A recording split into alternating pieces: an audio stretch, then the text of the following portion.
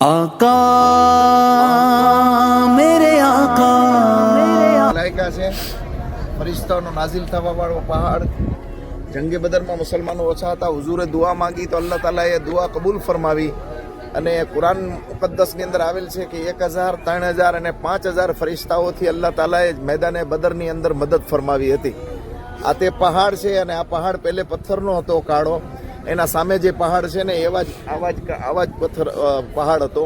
પણ આ ફરિશ્તાઓના નાઝિલ થવા બાદ આખો પહાડ રેતીનો બની ગયો છે. આપ જોઈ શકો છો. આ બદર જબલે મલાઈકા કહેવામાં આવે છે, ફરિશ્તા વાળો પહાડ. अपने दामाने शफाअत में छुपाए रखना, मेरे सरकार मेरी बात बना